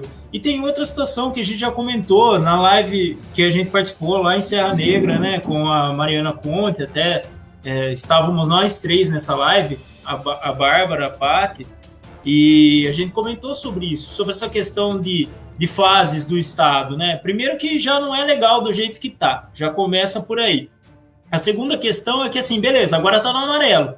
Aqui em Pedreira, com esses fatos, daqui 15 dias, talvez, assim, não só a Pedreira, aqui na nossa região, né? A nossa região daqui 15 dias talvez volte para o vermelho. E aí, beleza, os lugares reabriram agora, as pessoas voltaram a trabalhar, aí a pessoa fica em casa de novo, para de trabalhar, fica numa dessa que a pessoa não sabe se ela está empregada, se ela não está, se o lugar não sabe se contrata gente para trabalhar, e se contrata depois demite de novo, e vira uma baderna, vira uma bagunça. Não existe esse tipo de coisa. Se é para voltar, vamos voltar com segurança, vai todo mundo e volta e fica. Não desse jeito, né? foi muito bem comentado pela Bárbara a questão da Nova Zelândia. É um exemplo. A Nova Zelândia é um exemplo de como lidou com isso. E de como. E não adianta falar que assim, que não, é porque o Brasil tem o tamanho dele é continental. Não teve um discurso coordenado. É isso que a gente está falando. É essa bagunça que aconteceu no Brasil. É isso. O Brasil é assim. A gente foi jogado e vai, e vive. E não vamos ver o que dá. Se der, deu. Se não der, não deu. Vamos pedir para manter o distanciamento, para usar máscara e álcool em gel, que é milagroso, hein? Essa coisa do álcool em gel, eu tava vendo já faz um tempo em São Paulo, no metrô, não sei se vocês viram isso, que é tipo aqueles portão magnético do aeroporto, que você passa, detector de metal, né?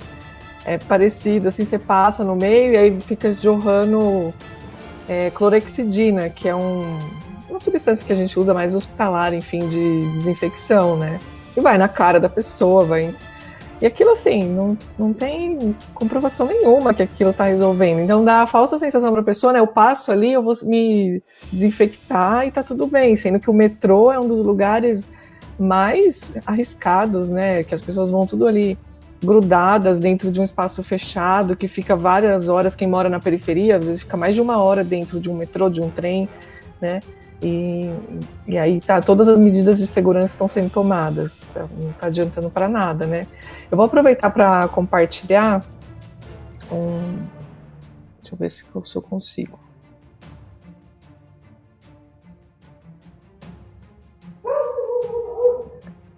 Tá dando para ver? Tá aparecendo. Tá. Então, aqui é uma tabela de risco, né? Então, assim, das situações que a gente vive, né, na nossa rotina diária, quais são que tem menos risco de contaminação e quais são as mais altas, né? E aí, até fazendo um contraponto com a questão da escola, a questão do transporte público, por isso que eu acho que é interessante trazer. Então, o que a gente tem que levar em consideração para pensar nas situações de maior risco? Então, se a gente está em locais fechados, então, se é um local fechado e que tem algumas pessoas, o risco é maior, né? A duração da interação, então, acima de 15 minutos de interação entre as pessoas já aumenta consideravelmente o risco, né, de contaminação. Se tem a questão da aglomeração, né, a densidade de pessoas no espaço, e a questão da força, né, de eliminação de gotículas, né, quando a gente fala, quando a gente tosse, quando a gente canta, quando a gente espirra, enfim.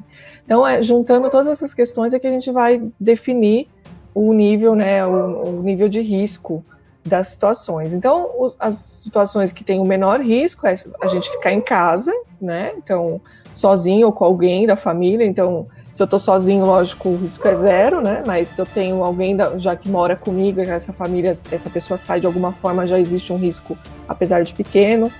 Então, pegar comida ou fazer entrega, né, delivery de comida é tranquilo. Andar com o cachorro na rua, se for né, a gente está num local aberto e não tem contato com outras pessoas, ok. Andar de bicicleta é uma outra questão, né? Ou andar, enfim, e piquenique em áreas externas, né? Então, essas são situações que são consideradas de baixo risco. Aí já vai aumentando. Então, por exemplo, o esporte, se for um esporte que você tem a distância física, né, o risco é menor, né? Por exemplo, um tênis. Fazer compra, né, no mercado, enfim. E compra no shopping, né, se não for um lugar... Shopping não, né, na verdade, loja, né, que não tem tanta aglomeração de pessoas. Aí já vai aumentando mais. Então, já um sinal amarelo... e aos serviços hospitalares, dentista, né, ou mesmo consultório, tanto os serviços de urgência hospitalar quanto o consultório, dentista, táxi, áreas externas de restaurantes e museus já são amarelo. Aí de médio para alto, academia, né, ginástica, fazer exercício físico em lugar fechado, salão de beleza, cabeleireiro, enfim. Trabalhar em escritório e áreas internas de restaurantes, né? E aí as que são de maior risco, né? Então, festas em locais fechados, viajar de avião, concerto, cinema, e aqui entra a questão do esporte coletivo, né? Então, o esporte de contato, então futebol, basquete, né? São situações de alto risco. bar, que as pessoas ficam lá dentro, geralmente falam bastante, né? Então você tem bastante iluminação de gotícula, né? E assistir esporte, e a questão da religião, das igrejas, né? E do transporte público. Então essas são as situações aí de maior risco, né? Então se a gente for pensar escola, sala de aula, então é um lugar fechado, uma sala fechada, que você geralmente tem muitos alunos, então se você for pensar em reabrir, em condições de controle de pandemia, né, os locais que reabriram estavam com controle, a gente não tem controle nenhum, então a gente não deveria nem estar pensando nisso. Mas vamos dizer, se a gente chegar nessa situação, a gente teria que repensar todo o nosso sistema educacional para que você tenha salas de aulas com menos crianças, né, dentro da sala de aula. Que elas fiquem mais longe possível, que seja um ambiente bem arejado, então de repente você pensar em atividades mais externas, principalmente crianças menores, de você fazer atividades fora da sala de aula, né? Mas tudo isso a gente tem que pensar a realidade que a gente vive no Brasil, né? Que as crianças, que você não tem condições nenhuma, às vezes a escola não tem teto, não tem cadeira decente para as crianças sentarem, não tem sabonete, né? Coisas que já foram faladas aqui, né? Então, é totalmente inviável a gente pensar em volta às aulas antes de vacina, ou pelo menos antes de controle de transmissão dos casos, né, no mínimo.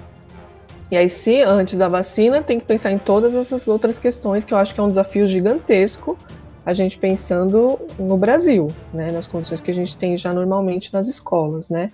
E aí a questão dos esportes, que a gente já tinha comentado do futebol, então é impensável você, né, falar em retomada de campeonato, essas coisas, né, na situação que a gente está vivendo, né. Então acho que é interessante a gente pensar nisso e sempre que for tomar alguma decisão do que vai fazer ou não, pensar nessas condições, né, em quem que a gente está colocando em risco. Se a atitude que eu vou tomar precisa de que alguém se desloque, né, você fala assim, é um bar, né, a gente viu as cenas lá no Leblon, né, no Rio, lá em São Paulo, enfim, as pessoas nos bares, aquele monte de gente, aquelas pessoas ali, a maior parte deve ter plano de saúde, se ficar doente vão ter acesso ao sistema de saúde, e os funcionários, que para chegar lá tem que pegar um metrô lotado, um trem lotado, que se ficarem doentes não vão ter acesso à saúde, né? Então a minha diversão compensa o risco que eu estou colocando as pessoas que vão precisar fazer isso para eu poder me divertir, para eu poder sair. O pessoal mandou no grupo aqui do Pessoal Amparo uma propaganda que tem um bar aqui bem famoso em Amparo, já está anunciando a abertura para o final de semana. Bem que eles são restaurante também, provavelmente eles estão falando em relação a isso, mas eles colocam a foto de uma balada, né? Então o que as pessoas vão pensar? Que a balada está liberada, né? E provavelmente talvez seja isso que aconteça, porque se não tem fiscalização, quem garante que realmente não vai ser, né? Então são situações bastante difíceis que a gente está vivendo, né? E que a gente não tem nenhuma orientação de quem deveria dar pra gente, né, do governo que deveria estar cuidando da gente, né. Pra não falar de ninguém, depois eu quero saber que bar que é esse, porque tem o bar aqui que superlotou aqui em Pedreira, que é uma balada, o dono é dono de um bar aí de Amparo também. Provavelmente seja o mesmo dono. Talvez, pode ser.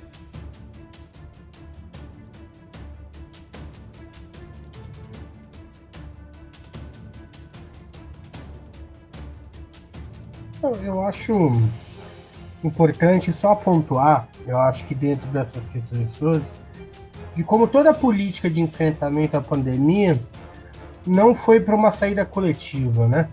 Porque nós estamos falando da questão de ficar muito tempo em casa, também essa coisa toda. Poderia haver uma política, inclusive, de garantir lazer remoto para as pessoas, né? Então, eu acho que uma vitória que o setor, por exemplo, da área da cultura teve foi a aprovação da Lei Aldir Blanc. Eu acho que foi algo importante, porque existem centenas e centenas de trabalhadores da cultura que, nesse momento, estão à míngua, né? Não conseguem exercer o seu trabalho. Estão falando desde artesãos, músicos, enfim, uma gama de pessoas. E o governo poderia, através de uma política pública mesmo, de fazer lives, para garantir que essas pessoas ficassem em atividade. Nós estamos vendo as lives, mas são lives muitas vezes patrocinadas pela grande indústria e etc. Mas nós não conseguimos ver muitas vezes aquele artista, aquela pessoa que talvez não tenha acesso à grande mídia, não consegue promover uma live, né? Porque é isso, a pessoa não tem nem renda para sobreviver, quiçá organizar uma live. Então, quer dizer, não existe por parte do poder público também medidas nesse sentido, porque é evidente que se você ficar meses e meses em casa, em alguns momentos você vai querer esquecer, né? De todos os problemas, somos seres humanos, né? O pessoal às vezes acha que nós somos de esquerda, nós somos socialistas, nós somos chatos. Não, nós não somos chatos. Muito pelo contrário, a gente gosta de festa, quer dizer, falo por mim, mas acredito que a maioria de nós gosta de festa, enfim, né? A diversão, a arte é um direito. Nós não somos contra a diversão, a arte, etc. Agora, evidentemente que a nossa visão de mundo é de primeiro, não colocar o indivíduo acima do coletivo, né? Então, o coletivo é mais importante nesse momento do que simplesmente o indivíduo, né? E segundo que nós vivemos numa sociedade, até a Natália tá falando, né? É isso. Então, quer dizer, o próprio comércio agora induz as pessoas a irem para festa e etc, né? E eu acho que a principal questão é justamente o seguinte: todos nós temos que ter direito à diversão, temos que ter direito à arte, né? Mas a nossa vida é muito maior do que esses pequenos prazeres, né? De tomar uma cerveja, de eventualmente ter uma festa. Lógico que nós gostamos de tudo isso, mas entre isso e a nossa vida, me parece que não é plausível se dedicar a esses pequenos prazeres, ainda que isso seja muito bacana nesse momento, se há alguma coisa a ser escolhida, efetivamente é a vida. Mas eu digo nesse sentido realmente de que, por exemplo, a gente está falando dos campeonatos esportivos, né? Eu acho que um exemplo interessante foi feito pela NBA, nos Estados Unidos. Eu não sei se vocês tiveram a oportunidade de acompanhar. Lá foi fechado, como o pessoal fala, uma bolha, né? Então, assim, sem público, sem nada, os atletas ficaram fechados, uma bolha, e aí a gente fala só atleta, mas não é só o atleta, é o roupeiro, a cozinheiro, toda a equipe esportiva, e ali eles estão fazendo alguns playoffs, algumas coisas, para quê? Para também garantir um pouco, né, de diversão para as pessoas, essa coisa toda.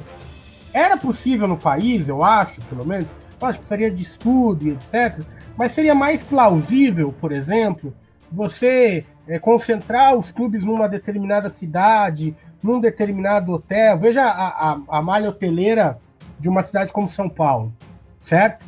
E em pequenas distâncias fazer um campeonato mais curto, algo que não levasse a risco tanto os atletas quanto a equipe técnica e etc., mas ao mesmo tempo também garantisse um pouco de lazer para as pessoas, né? Agora, a opção que foi feita é completamente diferente. Por quê? Porque havia o quê? Direito de transmissão, patrocinadores e etc. envolvidos. Então se opta por garantir os lucros. Aí é isso, vários jogadores infectados. Nós tivemos, eu acho que a cena, talvez tenha sido a cena mais, assim, chocante de toda a pandemia, foi que houve um jogo no Maracanã ao lado do hospital de campanha. Eu acho que dificilmente essa vai ser uma cena que vai se superar. Eu acho que ali a gente atingiu o alto nível da barbárie ali, né? Quer dizer, então as pessoas falavam, olha, foi 2-0 o jogo, mas enquanto isso morreram 3 pessoas. Então eu acho que isso demonstra a falta que os governos têm de amor ao próximo, né? A gente muitas vezes fala do programa socialista, do fim do capitalismo, mas eu acho que, infelizmente, a gente tem que dar um passo atrás, né? Muitas vezes tem que ser mais iluminista do que socialista, né? Então, foi como foi falado. Temos que falar de defender a ciência, defender as vacinas, defender que a Terra não é plana, enfim, coisas que pareciam óbvias até algum tempo atrás, mas agora nós estamos regredindo, né? E me parece que, infelizmente, nós vamos ter que levantar essas bandeiras cada vez mais. Dizer que é necessário acreditar na ciência, necessário acreditar em todos os mecanismos aí que a própria humanidade criou. Então, acho que isso é algo que pode parecer difícil, mas é importante para o momento que a gente vive. Tô vendo aí Diego Villanova, camarada aí de Campinas. Forte abraço. Essa coisa que o Thales falou da bolha, tem alguns locais falando disso mesmo, né? Que as pessoas vão criando bolhas que você... né, de comunidades em que as pessoas circulam só ali dentro, né? E aí você diminui o risco de transmissão. É lógico que aí você está pensando em situações de pessoas que realmente ou estão podendo ficar em casa, estão fazendo home office, alguma coisa assim, né?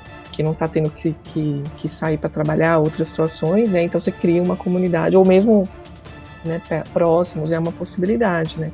Que são as discussões em relação à redução de danos mesmo, né? Como que a gente pode pensar em formas de continuar vivendo, vamos dizer assim, né? Um novo normal, né? Que as pessoas também estão gostando de falar sobre isso, né? Com menos risco, né? Os Estados Unidos, eles são muito interessantes eles têm várias coisas, enfim, mas eles são muito racionais, né? Então também recentemente eu entrei em contato com um material que é de Nova York, que é um guia de sexo seguro. Não sei se vocês viram alguma coisa disso. E assim, é redução de danos pura, né? Então eles vão falando assim, que a única forma de você não se contaminar é você não encontrar ninguém, né? Então você se resolver sozinho, né? Mas se por um acaso você resolver assumir algum risco, então o melhor é que você se relacione com pessoas que você confie, que você conheça, que você possa conversar abertamente para saber se a pessoa tem algum risco de estar com sintomas, ou se tem algum risco e tal. E aí ele vai colocando, sabe, mas se mesmo assim você, né, quiser fazer alguma outra coisa, né, mais de 2 pessoas, né, eles colocam assim, até engraçado, mais de 2 pessoas já é uma multidão, já é uma aglomeração, né, então evitar, mas se você for fazer isso, que seja num lugar mais arejado, então vai colocando coisas, né, aí coloca, por exemplo, se você mora com alguém de idade ou alguém que tenha comorbidades, aí você tem que pensar muito para além disso, porque você sabe que você está pondo alguém em risco, não só você. Se você tiver um contato de risco, eles recomendam que você faça o teste, acho que 5 dias, né? Por volta de 5 dias depois. Então, e aí dá um telefone para você ligar, para você ir lá fazer o teste. Então, aqui a gente não faz nem de quem tem sintoma. Imagina se eu ligar no posto e falar, eu transei com alguém e aí quero fazer o teste do Covid. Não rola, né? Então, assim, a gente poderia ter situações, vamos dizer assim, mais evoluídas que a gente pudesse falar sobre isso, mas aí a questão do contato, né? Então, são coisas que a gente vai ter que repensar para a vida, né? Então, você pode transar, mas você não pode beijar, né? Então, como é que faz isso, né? Então, você tem que pensar diversas coisas, né? Então, que é uma outra realidade, né? Mas trabalha essas questões da redução de danos. Então, você saber que você tem um risco, mas qual é o limite que você está disposto a assumir de risco para viver determinadas coisas, né? Só que eu acho complicado porque a redução de danos ela vem muito ela foi usada muito num contexto de dependência química, né? Que aí é você trabalhar com abstinência para quem é dependente químico é muito difícil, ou tudo ou nada, né? Então você trabalha com a possibilidade da pessoa usar certos níveis de droga que não vão impactar tanto na saúde dela, lógico que vão impactar mais se ela não usasse, né? Mas que você vai diminuir o risco de transmissão de doença, você vai diminuir o risco da violência que ela sofre para ir comprar droga em algum lugar, enfim, várias coisas que estão envolvidas também, né? Mas isso é um contexto muito individual, né? Porque a dependência ela age muito mais na pessoa, né? As consequências do uso ela é muito mais. Tudo bem que tem a questão da família, um entorno próximo, mas é diferente, né? Porque numa questão de epidemia, o meu comportamento impacta na minha coletividade muito mais amplamente, na minha cidade, por exemplo, né? Porque eu circulo em vários lugares e eu posso estar transmitindo para várias pessoas. Então, eu acho que é difícil a gente transpor, às vezes, esse conceito de redução de danos para um contexto de pandemia, que, como vocês todos já falaram, o Thales falou muito bem, que tem uma questão muito da coletividade, né? A gente só vai conseguir enfrentar esse problema conjuntamente, né?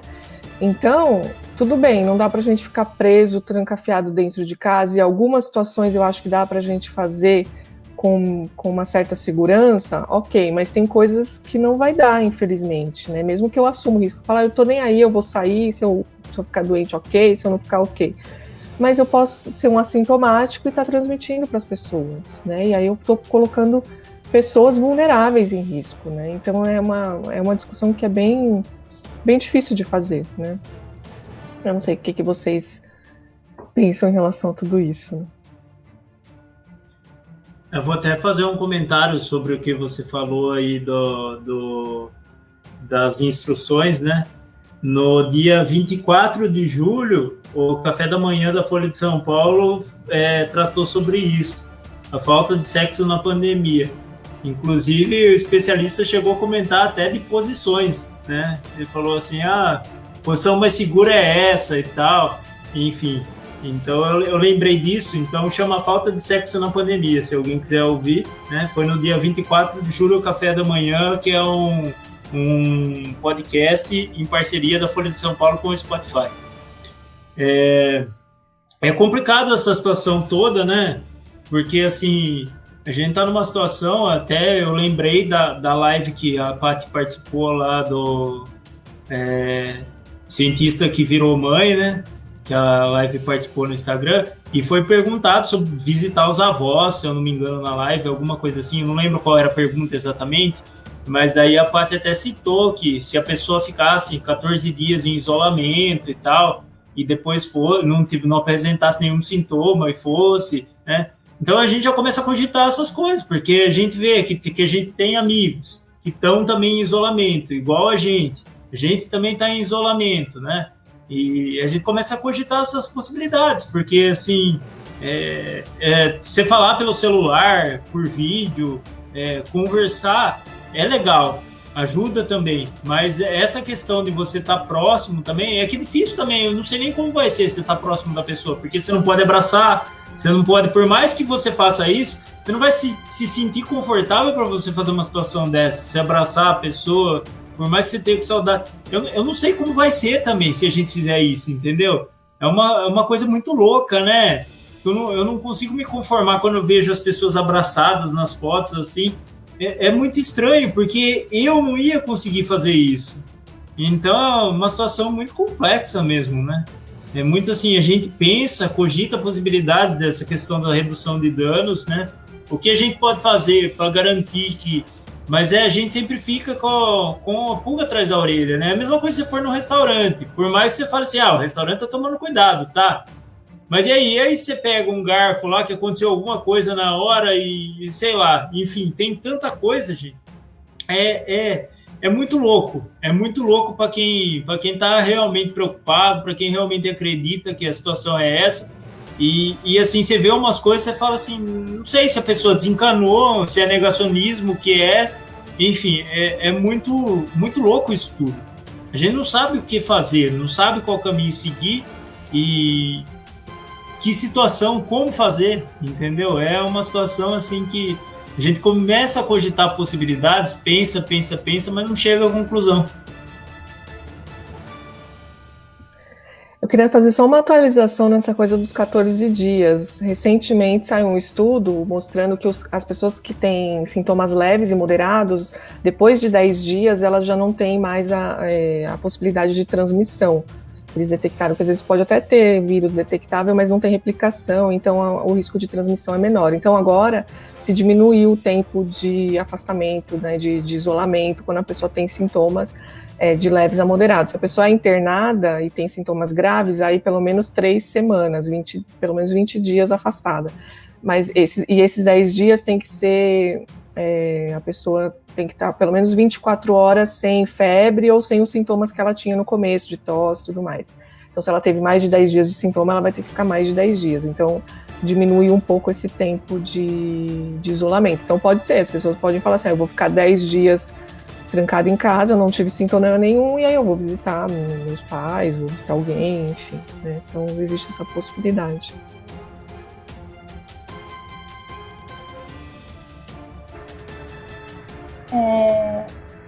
Eu vi assisti uma live esses dias até com o Átila, e ele fez junto com um psiquiatra ou um psicólogo, não me lembro, e até eles citaram que na Bélgica você podia escolher 3 pessoas e ter, como eu posso dizer, sair com essas 3 pessoas. Então você poderia ser amigo dessas 3 pessoas, aí vocês podem ir sempre na praia, vocês 3 juntos. Era como se você fechasse um círculo seu, pessoal, uma bolha, para você conseguir ter mais contato. Tipo, eu não consigo só ficar sozinha, então você fechou essas 3 pessoas, você só vai ter relação com essas 3 pessoas, vai na casa delas e tudo mais. E eu acho que a questão de, né, posso estar até falando besteira, de redução de danos, ela daria certo se houvesse informação, né? Se houvesse uma coordenação, que nem na Bélgica deu certo isso, porque houve uma orientação, uma coordenação, houve uma instrução de como seria feito, como daria certo ou não. Infelizmente aqui a gente não tem coordenação de nada. Acho que a gente já falei, acho que mais ou menos tudo que eu tinha que falar. Eu sempre penso que a gente querer voltar ao normal é querer voltar a um mundo que não existe mais. Sempre coloco isso na minha cabeça. Aquele mundo que existia em dezembro de 2019, ele não existe mais.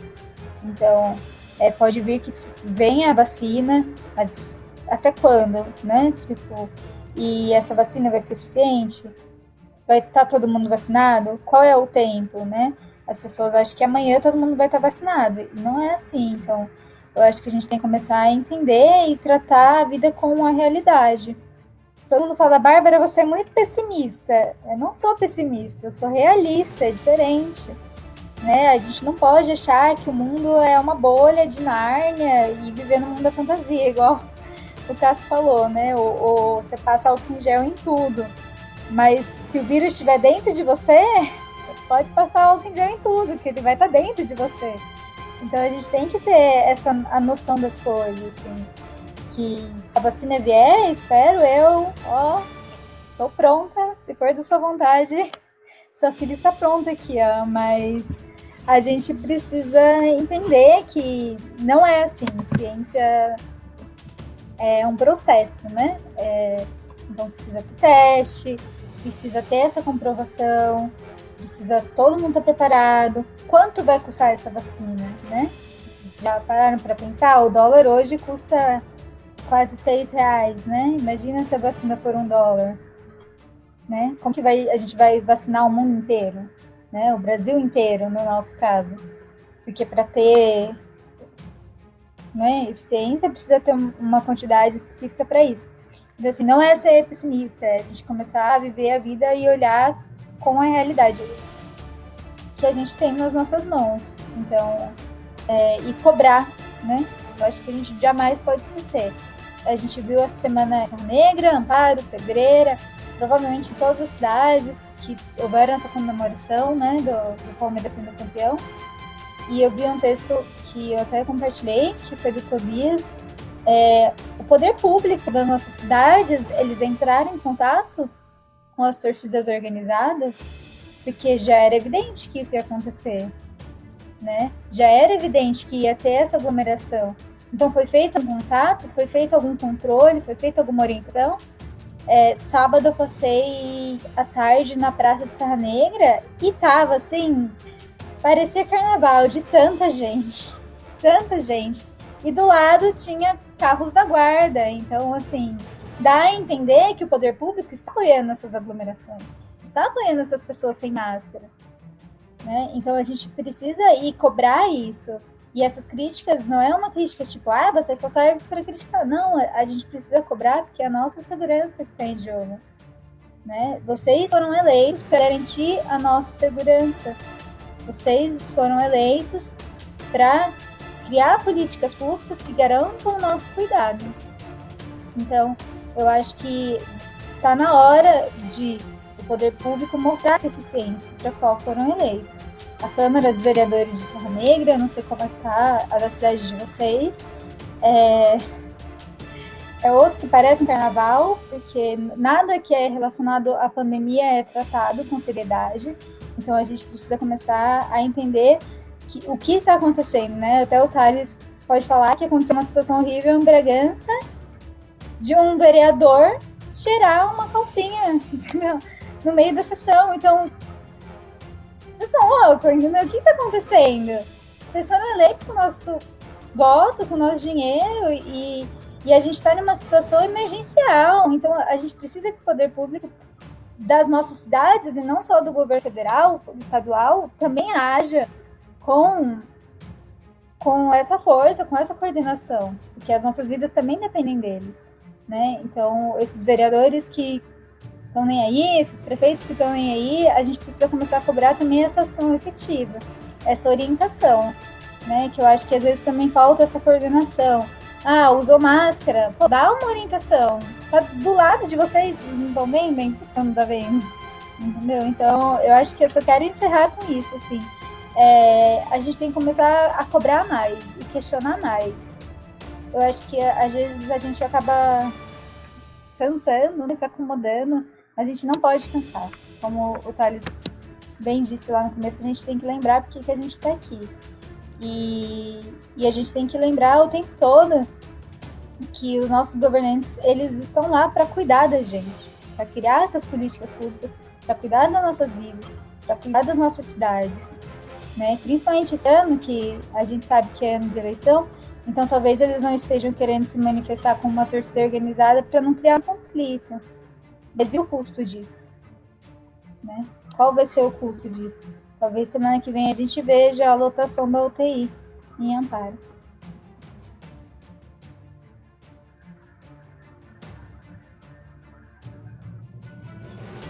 Eu acho que a gente pode ir caminhando para o encerramento, né? Para o final, né? Acho que cada um fazer uma fala. Acho que a Bárbara já fez, né?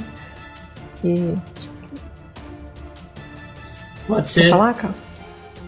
Quer ir, Thales, na frente ou eu Posso vou falar, primeiro? Para mim, depois tu você faz. encerra, pode ser? Então, Pode ser. não só primeiro do que a Bárbara falou, aproveitar para divulgar essa questão do vereador de Tim Bueno. Ele cheirou uma calcinha durante a sessão, ele estava em home office, em home, né? Porque o office, no caso dele, não existe, né? Porque, nem dele, e eu me arrisco a dizer que de nenhum vereador na cidade, tá? Isso não é uma prerrogativa só dele, né? Mas ele estava lá, teve essa atitude, há uma comissão que está investigando, sabe-se lá o quê, mas há um movimento de companheiras do Batuque da Negra, que é um grupo de maracatu feminista, que está fazendo um abaixo-assinado, nós estamos quase chegando a 1.000 assinaturas, justamente pedindo a cassação desse mandato, uma vez que, quando foi discutido isso na Câmara, rolou aquele jargão, né, a famosa passada de pano, né? Então, se falou que ele estava errado, mas não era necessário uma medida extrema, e etc., que ele é um defensor da família, que ele chegou pedindo desculpa para a esposa, enfim, aquele teatro que só a gente do quilate desses bolsonaristas, desses neofascistas aí, podem fazer, né? Mas então, primeiro, divulgar isso, né?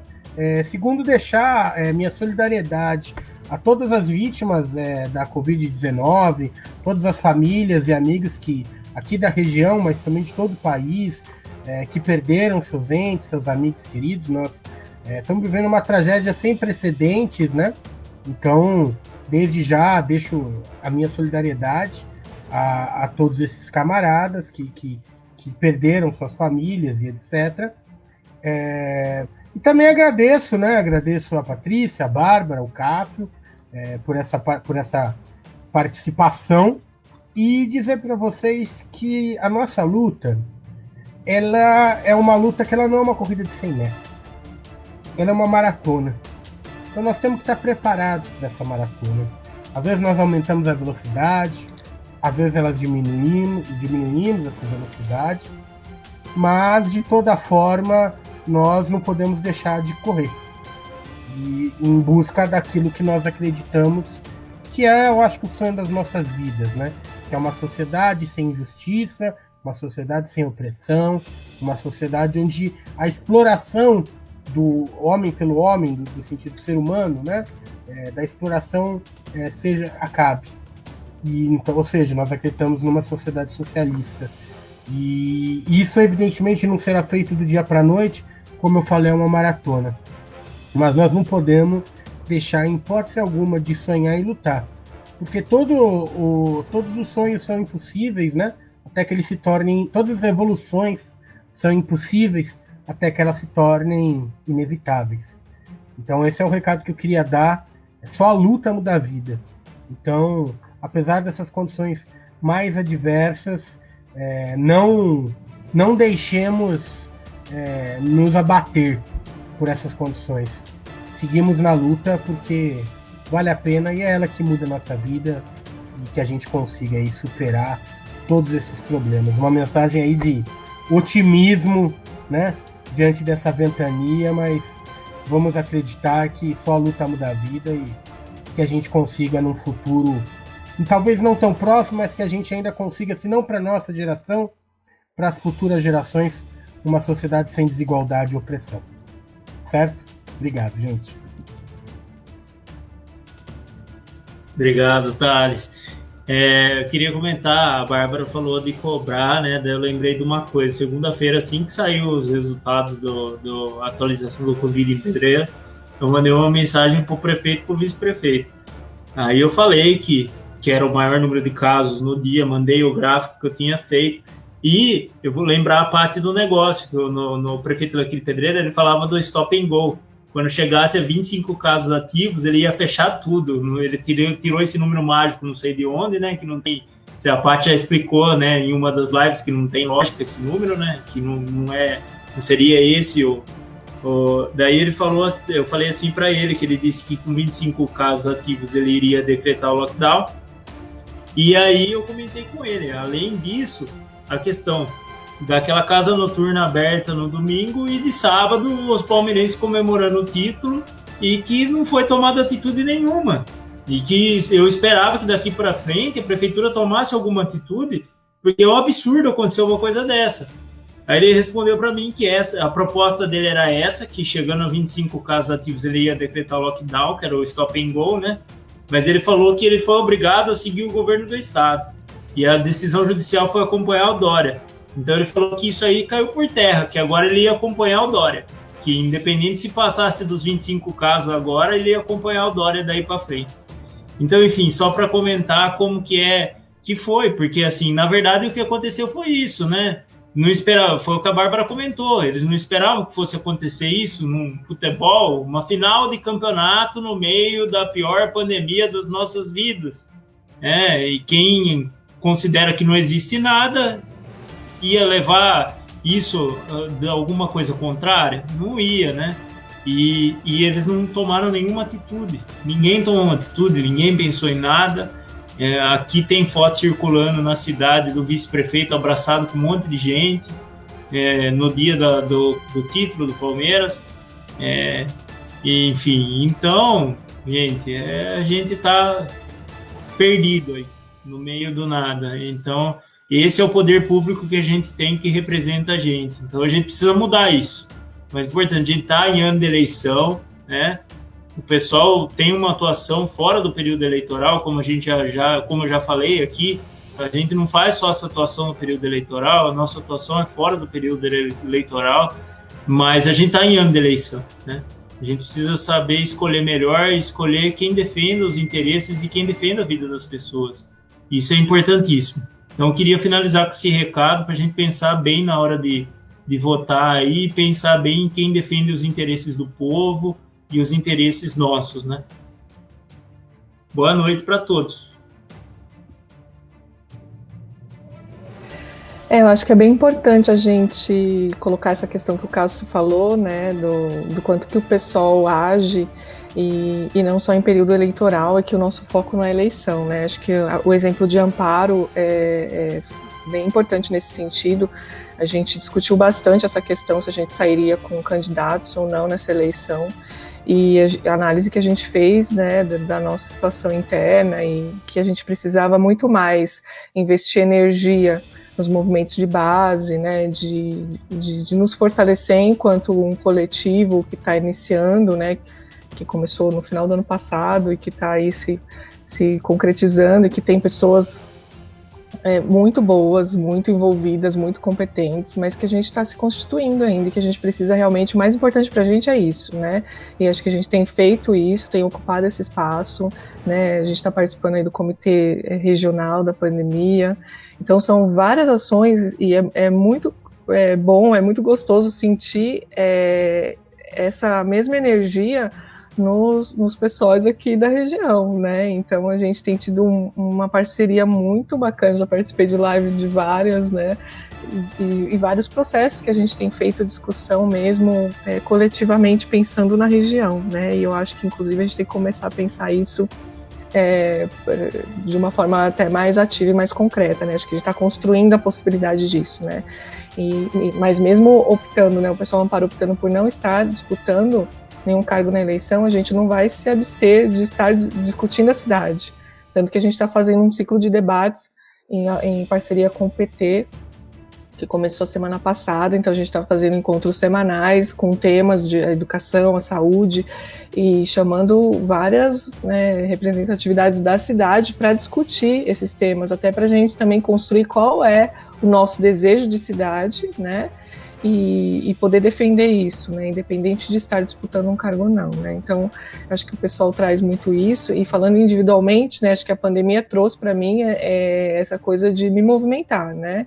Eu sempre tive uma identificação de esquerda, mas nunca participei de nenhum partido, sempre fiquei nesse vai não vai, né, me aproximei do pessoal no começo do ano, e todas essas situações me levaram a tomar essa decisão de me filiar, porque eu acho que a gente precisa estar num coletivo, né, e a gente se sentir participando de um movimento, porque a gente está tão perdido, as coisas estão tão difíceis, né, e aí nós somos realistas, né, a gente olha para a realidade e vê o grau de dificuldade que a gente está vendo, né, está vivendo.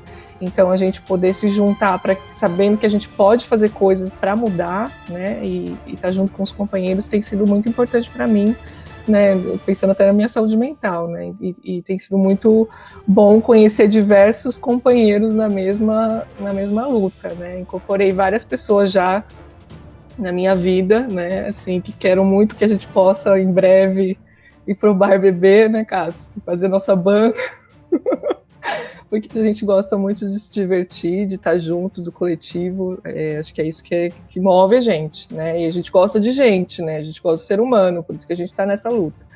Então, agradecer muito mesmo vocês, todos que estão aqui hoje. Thales, foi ótimo, quero que vocês se incorporem nesse projeto com a gente, né, a gente vai aí conversando para as próximas vezes, né, e muito obrigada, Bárbara, Cássio, né, e Thales, por essa noite, todo mundo que acompanhou a gente até agora, né, também muito obrigada, e aí acho que talvez 15 dias, talvez 3 semanas a gente se encontre de novo. Boa noite para todo mundo.